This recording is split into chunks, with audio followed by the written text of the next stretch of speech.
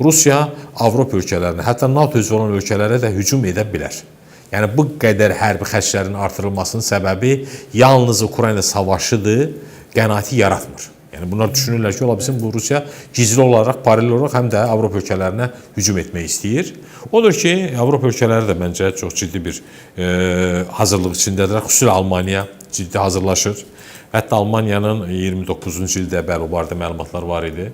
28-ci ildə Almaniya ilə Rusiyanın qarşı-qarşıya gələ biləcəyi savaşın baş tutacağına dair məlumatlar var. Bax, məncə indi böyük yeddilərin də elə toplantısının əsas məsələ odur ki, necə eləsinlər ki, Avropa o qədər hazırlıqlı olsun ki, əgər sabah Rusiya hansısa bir NATO ölkəsinə hücum edərsə, onun dərhal cavabı verilsin. Anındaca cavabı verilsin. Hətta Avropada NATO generalları deyirlər ki, yaxud Alman generalları deyirlər ki, bizdə hansısa bir xüsusi təhlükəsizlik bölgəsi yoxdur.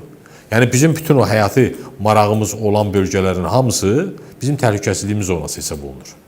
Qara dəniz istiqamətində, eyni zamanda Şərqi Avropa istiqamətində Rusiyanın təhdidləri var, riskləri var və məncə Avropa da buna ciddi hazırlaşır, NATO buna ciddi hazırlaşır və bu böyük yeddilərin toplantısı da hesab edirəm ki, məhz bu təhlükəsizliklə bağlıdır. Təsəvvür edin ki, orada düzdür, gündəlikdə başqa məsələlər də var. İqtisadiyyatla da bağlı məsələlər var, qlobal müəyyən problemlərlə də bağlı məsələlər var. Amma bir nömrəli məsələ təhlükəsizlikdir.